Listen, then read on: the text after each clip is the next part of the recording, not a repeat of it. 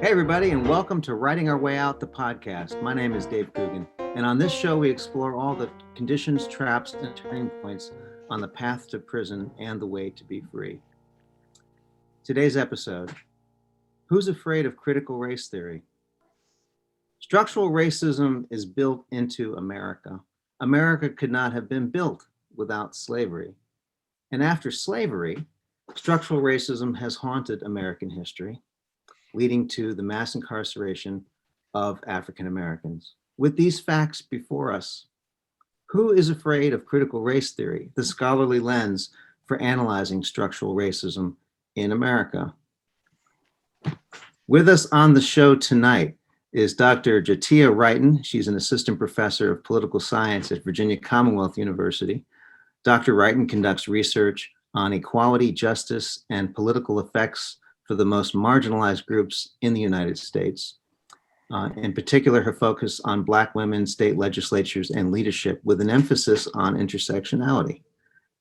Also with us tonight on the show is Mr. Dean Turner, author of Writing Our Way Out, Memoirs from Jail, and as everyone watching this video can clearly see, a diehard Dallas Cowboys fan. Yay! Welcome, Tia, and welcome, Dean. Thank you. I'm glad to be here. Thank you.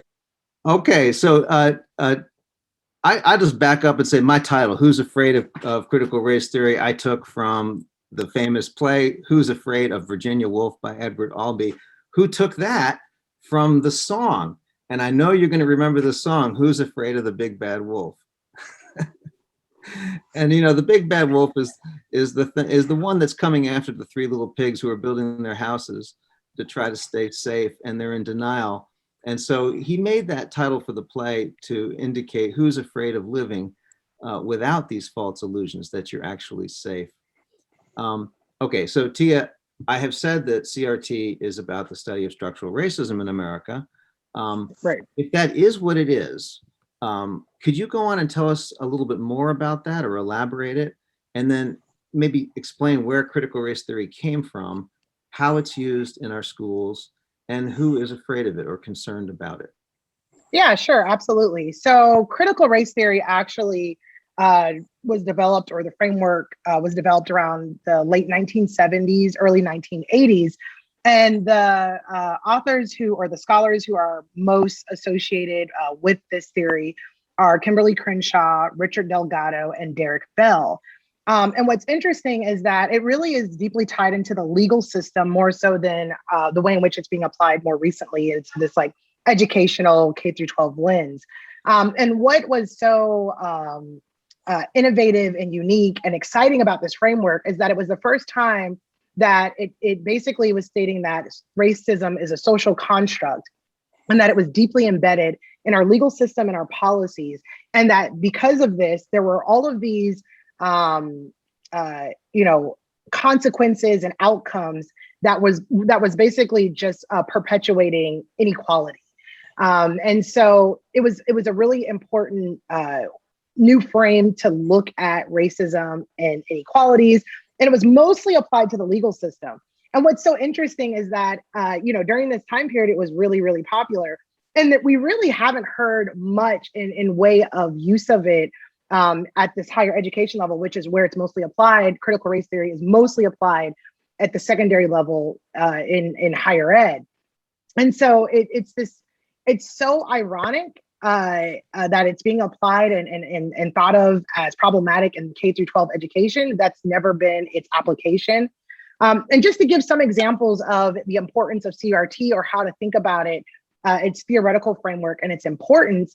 For example, so let's say you're interested in why Black people have a hard time getting mortgages, right? And you're saying to yourself, I don't understand. This is not, particular to any sort of race.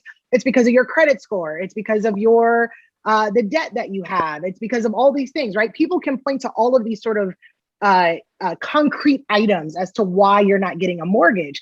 However, you have to ask yourself the question, well, if we're just using sort of this, we're just equally applying these restrictions and rules to mortgage application, why is it that brown and Black people most often are not getting mortgages, right? Or they have a more difficult time getting mortgages. And so when you apply the framework of CRT, what you would realize is that there's so much racially charged policies and laws that are embedded in the mortgage system, right? So, for example, there's actually a law that for single family homes, you cannot build housing projects in those areas. Well, the single family home neighborhoods are predominantly white. So you are not, that is a way to basically effectively exclude Blacks from moving into this neighborhood, or poor income or low income Black and brown people from moving into, very specific neighborhoods that are majority white. And from the surface, it would be really easy for you to say something like, well, it's because they don't make the, amount of money that they need, their credit score is not as high. But when you take a deeper look, and that's what critical race theory urges you to do, is to take a deeper look at the laws and policies that have been set forth to start understanding why maybe some of this inequality exists. And it's not just the mortgage or the housing. This can be applied to all different areas of life. So, socially, economically, politically. So all areas of the polity, critical race theory really forces us, criminal justice, right? It really forces us to take a look at some of these underlying policies and laws that are inherently racist, even if you're not going to say, well, we don't want Blacks to live here. The law is never, well, Jim Crow it did, but more recently, the law is not going to specifically say that, but it is effective at ensuring that exclusion. And critical race theory forces us to take a look at these laws and policies through a lens that makes us think about what are these policies? Where do they come from? What's the history of race and race relations in our society? Yeah. And so one of the ways that I think, or one of the ways, who's afraid of critical race theory, it really is at this point in time, right? It's probably changed over time in terms of its critics and who was the proponent of it. But in this more recent time, right, in 2021, its critics tend to be conservative Republicans, right? And one of the ways that you can maybe think about this is, I hope everyone, or if everyone's not familiar with the 1619 Project that came out, right? So yes. The 1619 Project is really this movement who had began by, I always forget her name, Nicole Brown. Is it Nicole? Yes. Last name is Nicole. Her first name is Nicole. She was denied tenure at UNC. She's a journalist, amazing journalist. Nicole Hannah. Yes. Jones. Mm-hmm. So the 1619 Project was basically this project that said, we need to teach real history. We need to teach the real issues regarding race, because if we don't know where we've been, we won't know where we're going, right? We don't know how to interact. We won't be able to answer the social justice issues of 2020, 2021, because we don't know the social justice issues of 1830, because it hasn't been taught. And so the beginning of the country was 1619. 1619, right. When slave people were brought to America, as opposed to 1776 when we formed the Constitution. Right, absolutely. And so her starting point of history, this idea that American history started with slavery, is already a turnoff for many people who don't want to recognize or acknowledge this time in our history where, people who lived here, colonists who lived here, committed atrocities against an entire race of people wholly based on their color, right? And their race. Can I jump in there for a minute just to get Dean's perspective on that? Because Dean, I know that you and I are about the same age and went through school at the same time. And I can't speak for you, but I know for myself, I don't remember learning this perspective on history when I went through high school. What can you tell me what your perspective was on learning about who you are as a Black man, who you are as a people, and what your people have been through all through school? Well, coming up in New York and Harlem, they never really had any curriculums per se to teach us our history, or the history that pertains to Black people, people of color. I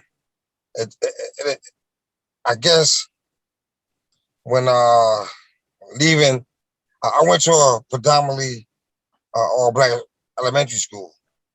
Then I went to junior high school. It was predominantly black and Latino and Hispanic.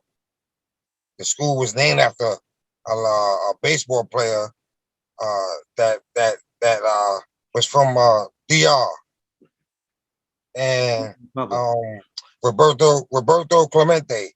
I don't know if you guys are familiar with Roberto Clemente, but Yeah. you know he died in a plane crash doing a flight going back to his country to deliver food and stuff like that to the natives. But anyway, and then when I got to high school, is when they touched on it a little bit. Then college, a little bit more, but not to the in depth that they are trying to do now. When really, for real, now, if it wasn't for the internet, we probably would be further behind with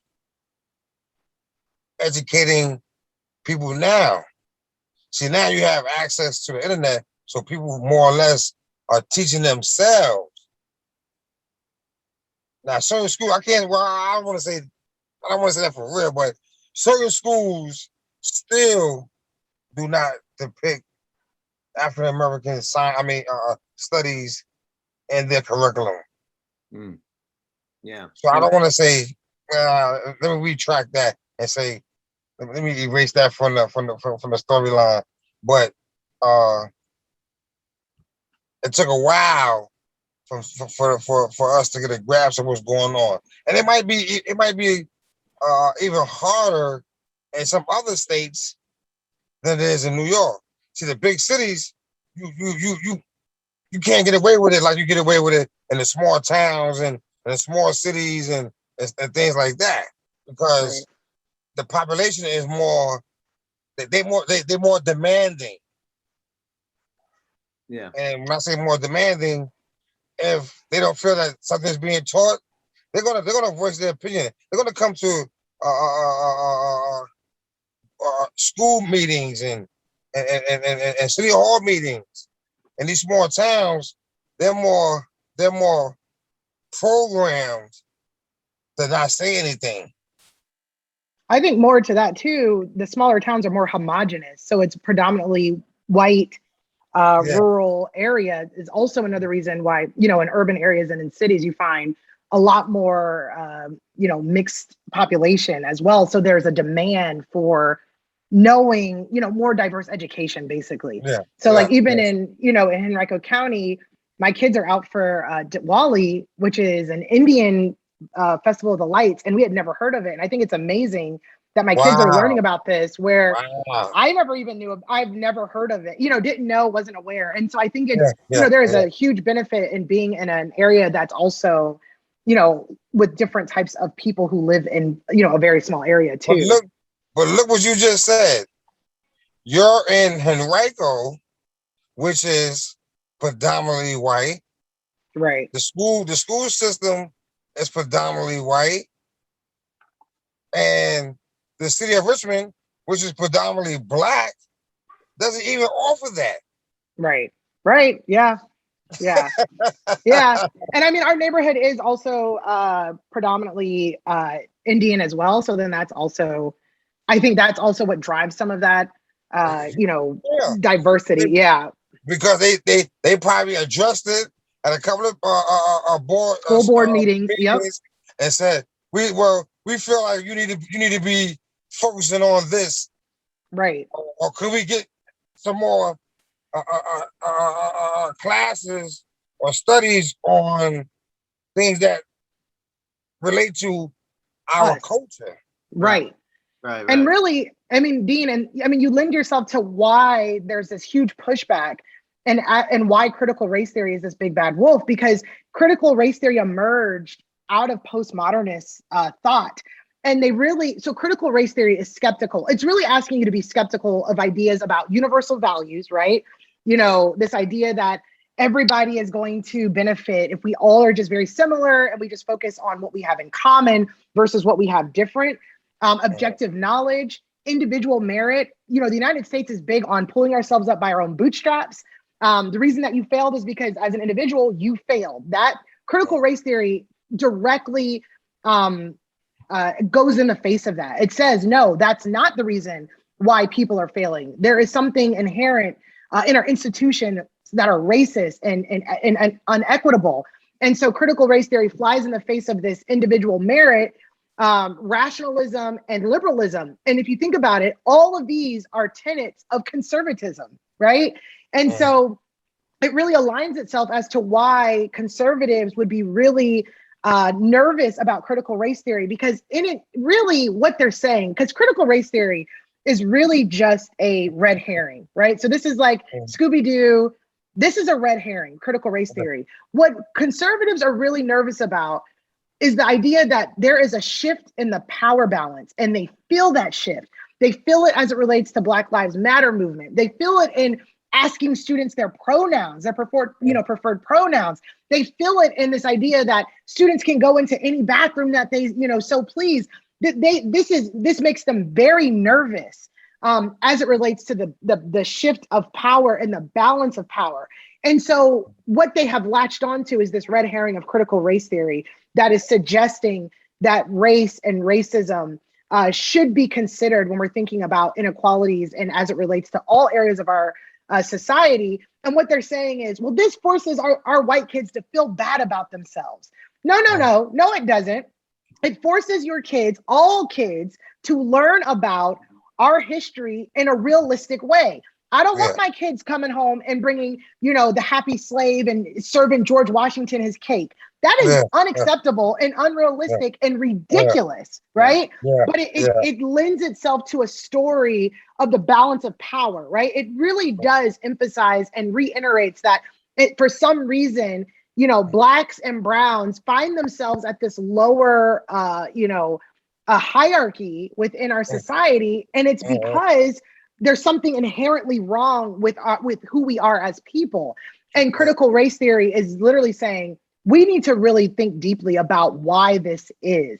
Okay, and that makes let me get you back to the school board meeting, because I didn't want to forget, because you got us to the school board meetings, and I remember at one of those that I don't know if you were at this one or if they just quoted you in the news story about it. There were some white parents who discovered a copy of Toni Morrison's novel Beloved in the school library. And I don't know if the novel was being taught in a class or not, but this novel got them pretty upset enough to stand up at the board meeting and say they wanted the book removed from the library. Before I get into the book and just ask you your thoughts about it, I just wanted to echo that history of, and the book is about slavery and the aftermath of slavery, the memory of slavery and the trauma of slavery. But I don't know about you, Dean or Tia, how you learned it in school, but I remember being taught that slavery ended and then there was the civil rights movement, and it's like a parade of heroes that did great things, and then it pretty much stopped. Like it stopped with King's I Have a Dream speech. And I don't remember learning about the Black Power movement, the Black Panthers, or any of the things that would lead to the criminal justice system. You have this book, Toni Morrison's 1987 novel, Beloved, the first Black woman to win the Nobel Peace Prize, or the Pulitzer. Pulitzer, yep. Pulitzer for literature. And as I said, the book is a truly haunting and innovative literary work about the collective trauma people carry from slavery. So it follows these characters fleeing from the South to the Midwest and what they have to do to be free. To go back to what you said, Tia, about people that are afraid of that kind of history, do you think, and maybe Dean, you can answer this as well, why would white people be afraid to hear stories like that and to have discussions about the collective trauma that came from slavery? As I said in the beginning of the show, the country was built on slavery. That's a fact. Right. What's hard to discuss about that for people? Dean, did you want to go first? Yes, I would love to go first. It's so funny and ironic that we're speaking on this subject, because me and my mom was just talking about this not too long ago. And to me, this is just my theory, or my speculation is that you try to bury or hide things that may force your hand to reveal who you really are. And when you're scared to reveal who you really are, you're trying to keep those that you oppressed still oppressed. So when you deliberately hide certain things in history, or you take certain things out that may question who you really are, because you don't want people to see the real you. It's about identity. The identity. So how you keep people from, I guess, prospering is you keep that foot on their neck. And you keep certain things out of certain books, certain neighborhoods, certain schools, certain universities, and to keep the power grade where it's at right now is that you tell them or you feed them what you want them to know, and you keep them manipulated and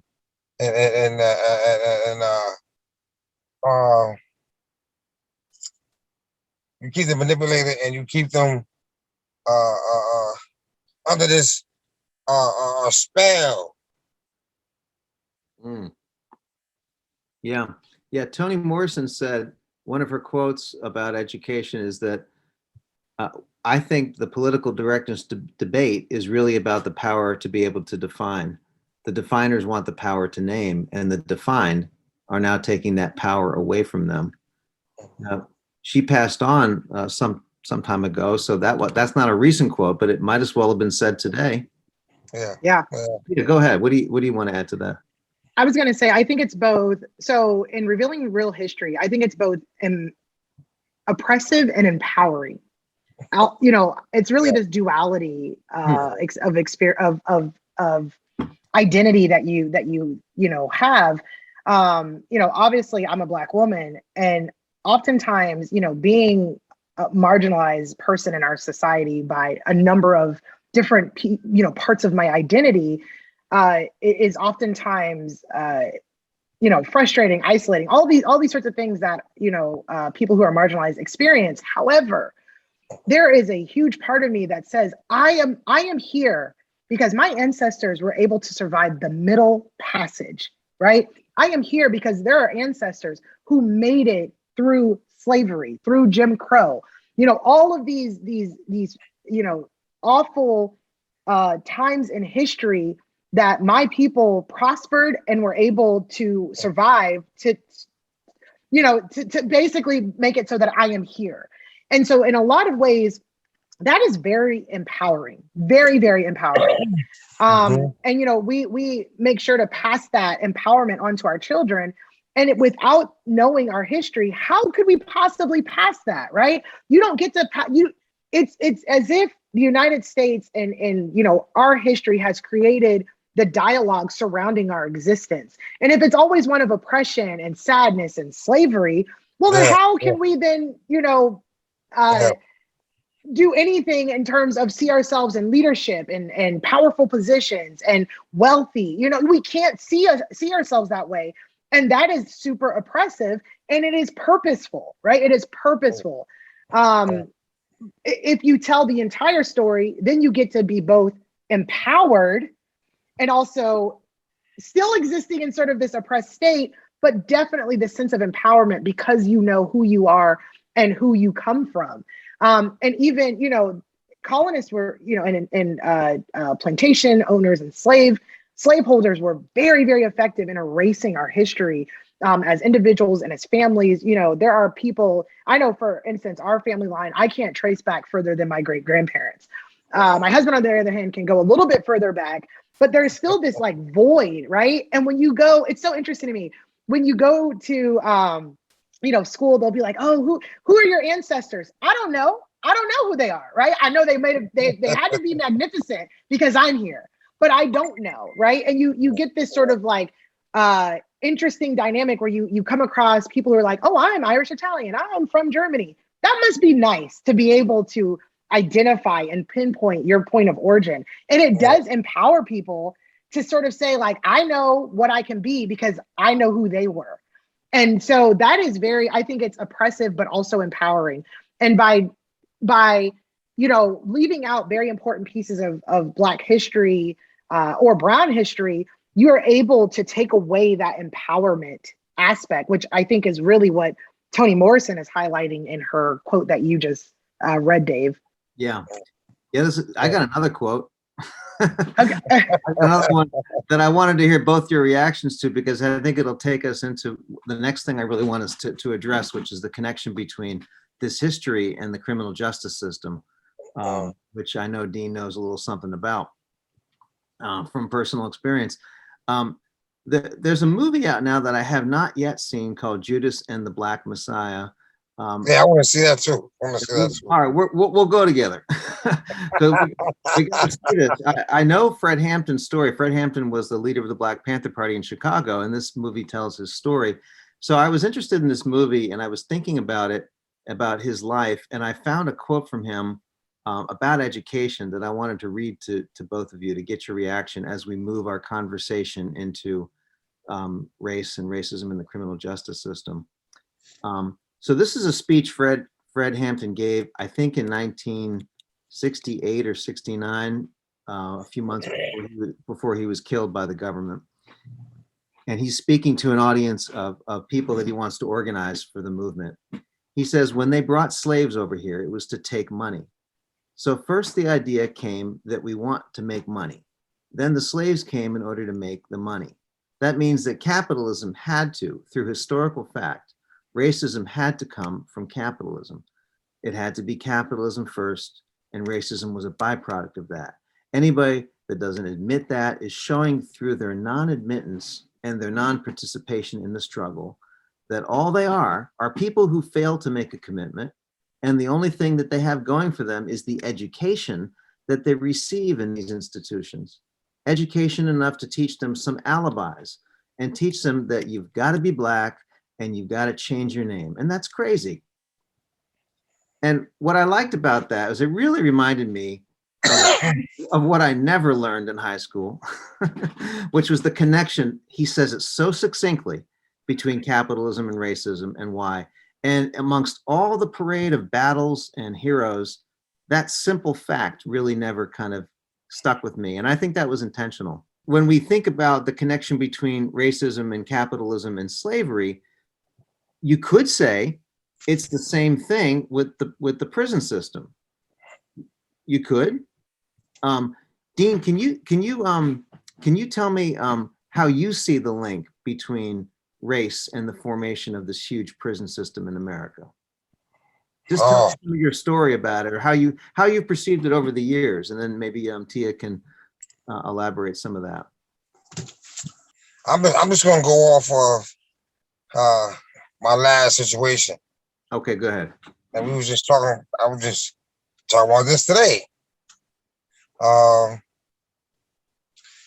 was given 2 years for what they consider now a small amount of marijuana.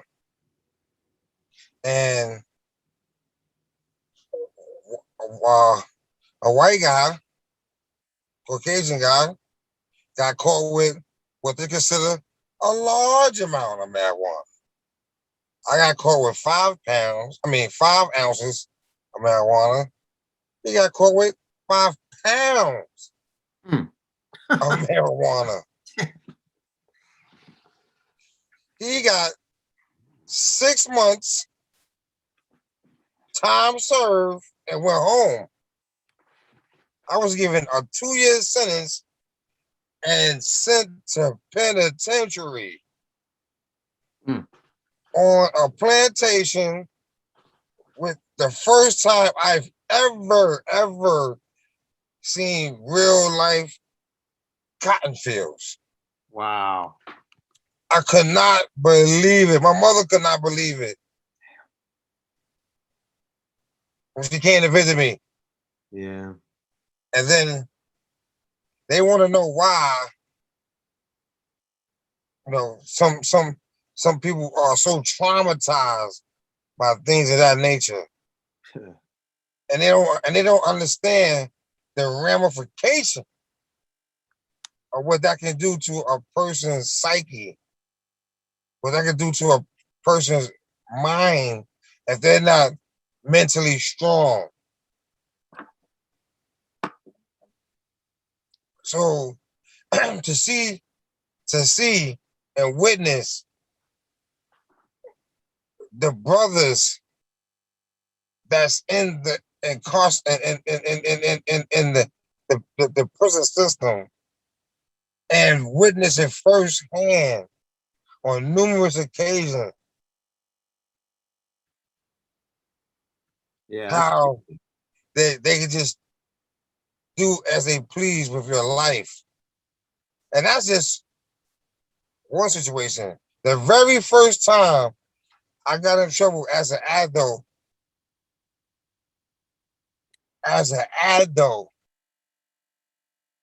they gave me 23 years. I was in college. They gave me 23 years with 15 suspended for 2 dime bags of crack cocaine. Hmm. 23 years. Yeah. My mother almost passed out, and my grandmother almost passed. They thought that's what he said. 23 years. They didn't hear the rest. They just heard 23 years. Yeah. Dean, can you So, explain why would they say 23 years and then say 15? Why do they do that? What is that? Like, that's to keep control over you. That's to keep. Remember, I stated the foot on your neck.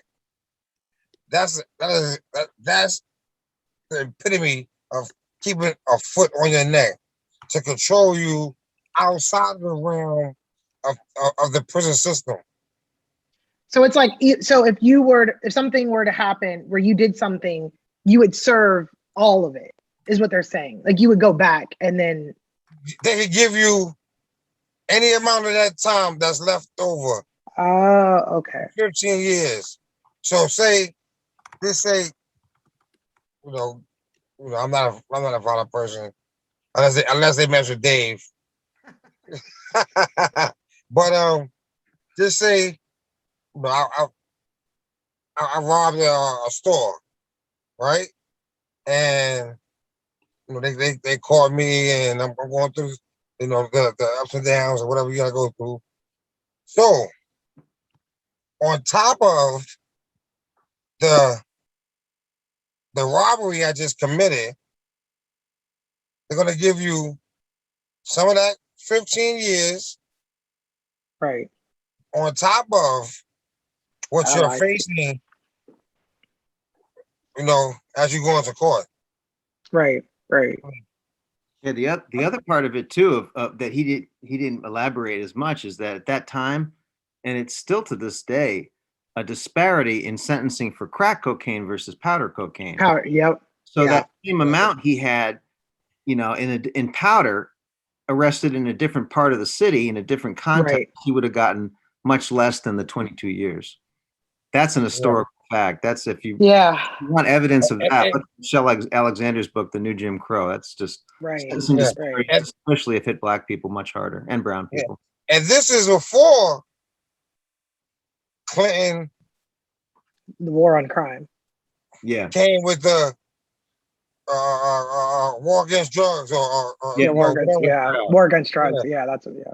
Yeah, whatever that foolishness was, excuse for them to Oh. do more harm Yep. to the black community. Okay. I want to give you a last question to sum it all up, and I'm hoping that at least one of you might be optimistic. But I don't know. But anyway, I want to bring it back to education and how we started the show with how this theory has become a useful lens for people, educators, and students who really want to learn Right. about things like slavery, the civil rights movement, the Black Power movement, and mass incarceration. And I think a lot of those people that want to learn about that, they want to end it or they want to stop it because they know that this is not the productive way forward. And Tia, as Right. you mentioned in your comments earlier, that there are people, they tend to be in the more homogenous parts of the country who they want to believe in education as value neutral, politics neutral, and they don't want this kind of education for empowerment for the people. And okay, so moving forward, then, do you, maybe Tia, I can start with you.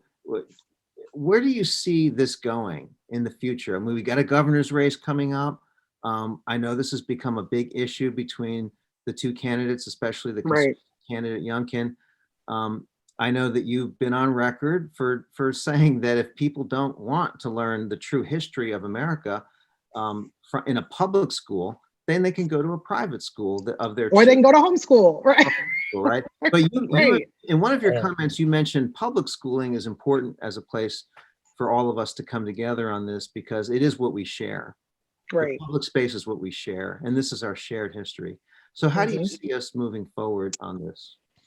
I mean, I think one of the things is that we need to disentangle critical race theory from what's actually being taught in K through 12, right? So critical race theory is such a highly elevated framework that, you know, it's really being implemented at the higher education level, especially in like sociology and education and these sorts of things. And so thinking about critical race theory as it relates to, you know, research and study and really applying answering really interesting puzzles that deal with intersectionality and, these sorts of things.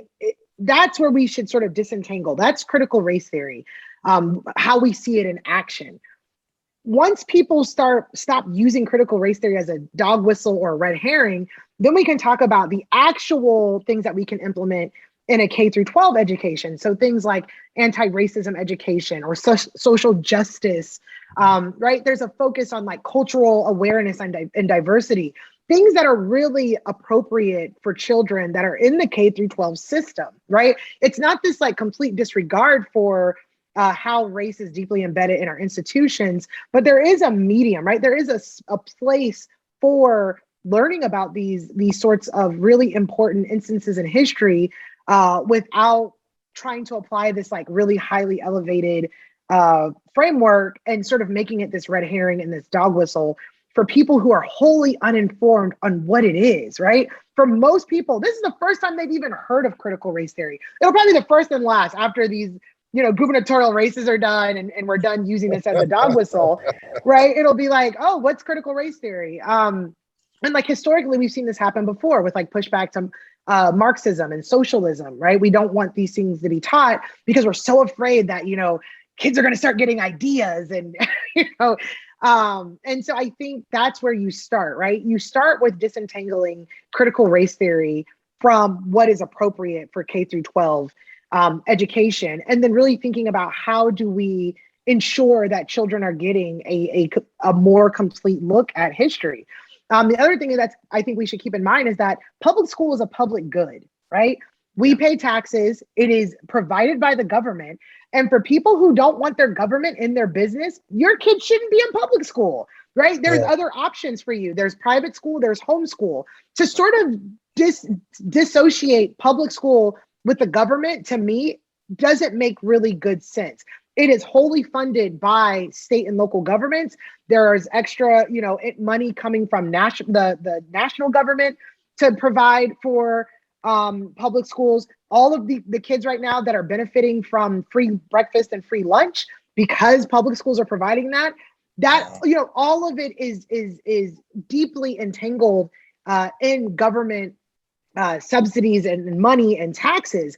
And so I think it's so interesting to me, parents who say things like we should have determination over our children's education. And absolutely, at your home, you should. However, when my sink is broken and I call a plumber, when the plumber comes over, I don't start telling the plumber, never mind, you don't know what you're doing. I know you went to school for this. I know you're the professional and I know you know what you're doing, but let me just go ahead and get under here and do it. That's a lot of the ways I think that we need to start thinking about public school. And it's not that parents can't be involved, but teachers went to school to do this. I used to be a high school educator. I went to school. This is what I did. So if you're going to send your kids to these professionals, let them do the work. Let them teach your kids. And if you don't want that, don't send them to public school. Like there's other options. Right. And so I think that's sort of where we start, maybe progressing on this idea of the place for critical race theory. It really isn't in the schools. So let's stop saying that because it's not taught, right? To make teachers sign a contract saying we're not going to teach critical race theory is useless. It's symbolic and it's a dog whistle. Yeah, it is. And if I can just highlight one thing you said earlier with what you just said now as a point of comparison when you were talking about your family history and how you can't go back but so far. I think humanize it at a personal level like that. I think for a lot of white people who have never really thought that through, that you can go onto a genealogy website and go back like I've done, that my mother has done this work, go all the way back a century or two into where I'm mostly from, in Ireland as well. So we can find that, but how many white people out there listening have thought through that some people, that's not an option. And you're gonna get more roadblocks. I'll put it that way for people. And that if you just think about that on a personal level, like Dean was saying earlier about knowing the history of where you came from and how you got to this place, the conversation he was relating with his mother about the things we're carrying as a people into our daily lives. My hope would be that more people would just have some empathy at the human level of a son talking with his mother or a woman doing her family history, that there are certain barriers that white people don't have to face. Dean, would you like to pick it up from there and give you the last word?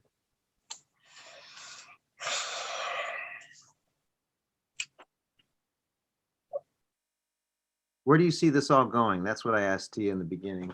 In terms of how we're going to educate people. The only way we can probably get there, is we're gonna have to change the narrative. We're gonna have to force people's hand into thinking outside the box. And when I say thinking outside the box, is not just Black history, everyone's history. Indian, like you said, Irish. Yeah. Like you said, all different, Japanese, Chinese, Latinos. Yeah, it's a whole bunch of. It's not just black and white. No, it's not. It's bigger than that. Yeah. It's big. It's if you think it's just a black and white thing, then you need to get your head out of your, you know what, the caboose. Because it's bigger than that. It was invented. It's people. It's rich and the poor. Yeah. And they're trying to eliminate the middle class. Right. It's going to be rich and poor. So if we can't get some of these quote unquote high educators to think outside of the box and not think just everybody is simple minded, that everyone can't grasp what they're thinking, then we're not gonna be here to see it. You know, hopefully we will, but I doubt it. I doubt it. Yeah. You know, and I'm really hoping, because for the next generation, Right. And when I say think outside the box, it's not just for me. It's for those that's coming up behind me. Right. Yeah. My kids, her kids, your kids, Yeah. Rob's kids, people that have children. Yeah. Yep. I would like to envision that world with you, where our children and everybody else that they come into contact with have had this kind of education. Like you said, Yes. it doesn't go so simplistic about black and white. Categories that were invented through a Yep. theory about race that has been debunked for 20, 30 years by now, that we still kind of live with because it's so structurally a part of our culture, this idea of a Right. black race or a white race. You know, we know there's no such thing as a white race or a black race. There We you go. but we Yeah. still persist in pitting each other against us. So I Yeah. think go back to what we said earlier, who's afraid of change? It's people that aren't ready to grow. Yeah. So Yeah. my hope for the future is that we can summon that courage to grow beyond the limitations of how we're living now. I think too. Days, I didn't mean to cut you off. You're good. I didn't mean No, to cut you're you fine. off. You're fine. Days, my brother, Yeah, man. and I'm talking about my brother from another. And I go to if they say, hey, a guy just robbed me over on Blah, I'm calling up some of my friends that I know that lived over there in that area, and y'all better find Dave's money. Somebody's gonna pay tooth and nail for messing with my brother, Yep. because I love that guy. Yeah, man. Yeah. Back Yeah. at you. And it's not just because he's a white guy. Right. He's a professor and he's a co-author. Right. I love Dave. I love Dave because of who Dave is, and I know Dave's heart. Right. Right back at you, man. I think that's what more people need to do is look to the heart, look to the soul of the person. Let's get Yeah, categories. yeah. Lots of beautiful things can happen. Yeah. Beautiful That's happen. the empathy piece you spoke of. Empathy. Empathy, yeah, for sure. Yep. Yeah, Yeah. well, let's end there while we're all smiling. That's our show for today. Thank you all for listening. Thank you, Dean Turner, for being here. Thank you. Thank you for having me. Yeah, Dean is the co-author of Writing Our Way Out: Memoirs from Jail. And thank you, Dr. Jatia Wrighton, for being here. Thank you for having me. I enjoyed myself. Thank you, Miss White. Political Science at Virginia Commonwealth University. If you want to learn more about the show or hear previous episodes, please go to writingourwayout.com. You can also listen to the show on our website, on YouTube, Spotify, or Apple Podcasts, where I hope you'll subscribe and leave a review. We'd love to hear from you. You can email me from the webpage or follow the show on Twitter, Facebook, and Instagram. Reach out to us. Let us know what you're thinking. The theme music for the show was written and produced by my brother, Chris Coogan. You can learn more about him at cooganmusic.com. And the show is produced by Rob Crocker, a PhD student in media, art, and text at Virginia Commonwealth University, along with his team of excellent interns from the Robertson School of Media and Culture. Again, thank you all for listening. We'll see you next time on Writing Our Way Out, the podcast.